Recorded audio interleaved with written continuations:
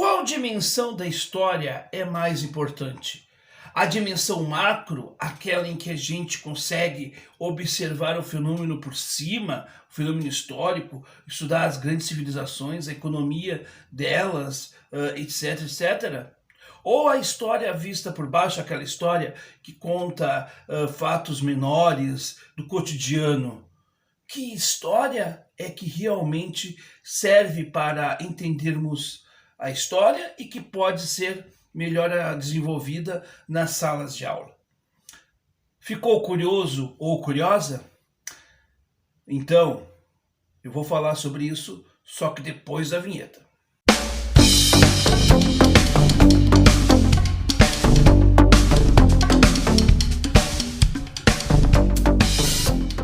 Meus caros, vamos falar sobre dimensões da história.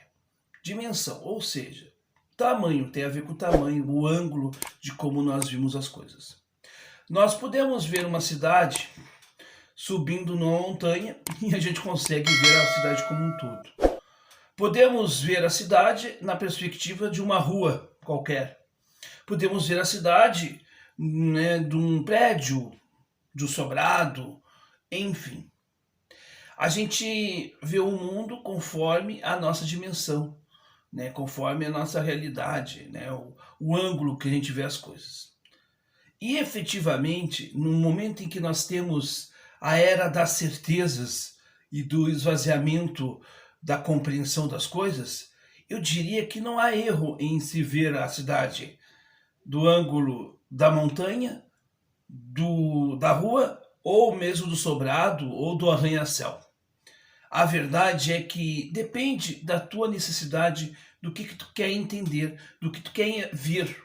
Porque a história, ou a microhistória, melhor dizendo, ela é importantíssima. Afinal de contas, ela conta a história daqueles que talvez não seriam nomes de rua, mas que construíram um processo histórico.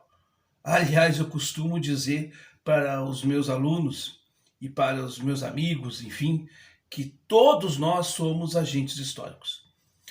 Podemos não ser nomes de rua, podemos não estar nos livros de história, mas a nossa vida por si só é uma história, porque a história tem a ver com fatos humanos. E todos os humanos produzem história, são produtores de história.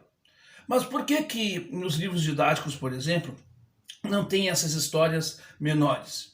Porque nós estamos estudando a história como um todo. Então não tem espaço, não caberia realmente no currículo nós ficarmos com pormenores.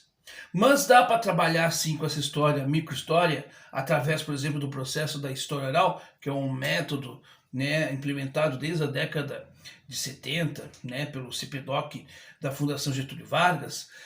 Ali a gente pode, por exemplo, trabalhar com a história do bairro, e dá para desenvolver os alunos ali, por exemplo, coletando depoimentos de moradores antigos do bairro em volta da escola, por exemplo, e assim vai, Então, assim, a gente tem esse processo. Depende do que você quer, do que você quer entender, qual o foco. Agora, dizer que microhistória não é história é um erro, porque todos nós somos agentes históricos.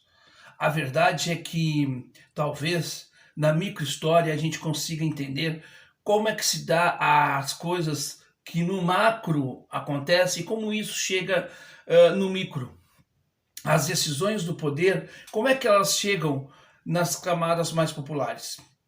E através desse recorte da história, conseguiu-se fazer a história vista de baixo. Ou seja, a história do cotidiano, a história mais popular, das pessoas mais simples que construíram e que constroem as cidades, os países, que constroem as eras. Através do Menóquio de O Queijo e os Vermes, de Carlos Ginzburg, dá para entender a realidade medieval. Nós conseguimos entender a realidade do povo europeu daquele momento. É importante, sim. Agora, é claro, nós temos que ter, sim, conhecimento de uma história mais geral. Geralmente, essa história mais econômica, vinculada, por exemplo, a um pensamento mais marxista, é interessante também. Mas acho, sinceramente, é uma opinião pessoal, que esse marxismo que nós vimos nas escolas, em geral, é um pouco delicado, porque a gente sabe que nós hoje temos um problema aí de escola sem partido ainda, o governo que está aí, né, é um governo que, né, enfim, mas essa coisa meio mofada de uma luta de classes sem mostrar essa luta de classes na realidade do aluno é que complica. Porque talvez a gente pode ter as duas abordagens, mas dependendo do momento. Quando eu falo em Revolução Francesa, por exemplo, eu posso falar e aliar com a realidade dura dos nossos alunos. Né? Mas se você trabalha numa escola pública, você pode pegar essa realidade difícil dos tempos de hoje, onde a carestia de alimentos, olha qual a relação que nós temos com a Revolução Francesa, com aquela França, né, que estava passando fome lá no século XVIII. Então, meus caros, a gente tem infinitas possibilidades. A história é feita de conceitos, também é claro que ela é também feita de datas, ela é feita de cronologia, mas ela é feita também de relações. Claro que a gente tem que cuidar das relações para a gente não fazer o anacronismo, né, que todo mundo sabe que é o que é o anacronismo, uma comparação indevida. Mas fazer história é relacionar as coisas do hoje com o ontem. Então, talvez essa história vista de baixo pode ajudar a aproximar o nosso aluno com o conteúdo histórico. E não ficarmos, como eu disse, no conteúdo meio marxista, no sentido de só falarmos de política, economia, etc, etc. Quem sabe um pouco de cultura para dar vamos dizer assim, um tempero mais adocicado nessa fervura e nessa construção de entendimento do sujeito. Afinal de contas, a vida não é só política ou só economia. Nós também somos seres culturais, somos seres, né, que temos outras coisas. Por que não, talvez, uma aula de ensino religioso trabalhar com a importância do simbólico na sociedade? E aí a gente pode falar, por exemplo, trabalhar com uma representação de Deus ao longo dos tempos. E isso é um tema importante. Até mesmo para aqueles que, de repente, não querem ter nenhuma representação de Deus, mas isso é uma discussão importante que pode ser feita. Afinal de contas, a religiosidade e não religião é um elemento da cultura humana, desde os primórdios da civilização. Enfim, meus caros, esta é uma reflexão que eu faço e que eu penso como professor de como a gente deve colocar o conteúdo da história de uma maneira que seja fácil, acessível, mas que não seja raso. E aí a gente pode, né, combater, inclusive, estas bobagens que nós estamos vendo por aí, de escola sem partido, de gente que diz que os professores de história e de ciências humanas em geral estão, vamos dizer assim, nessa bobagem de dizer que nós estamos doutrinando os nossos alunos. Se nós estivéssemos doutrinando os nossos alunos não fariam algumas escolhas que estão fazendo por aí hoje.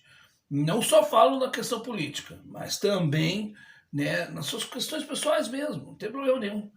Afinal de contas, nós, como professores, nós somos veículo do conhecimento.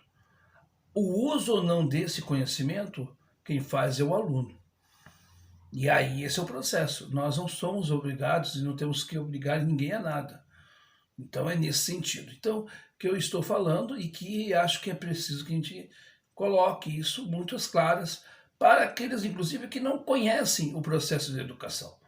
Nós podemos conversar sobre educação com quem não sabe, quem não conhece a realidade de sala de aula. Mas é importante que você que não conhece a realidade de sala de aula tente entender todos os lados da história antes de sair julgando. Não só a defesa do aluno, nem a defesa do professor, mas uma defesa no sentido de como é que se dá essa relação. É uma outra situação diferente, talvez, daquilo que se conclui por aí. Se você gostou desse conteúdo, se você, né, se esse conteúdo é relevante para você, deixe o seu like, deixe o seu comentário, que é muito importante. Eu quero ouvir muito o seu comentário. E, é claro, compartilhe nas suas redes sociais.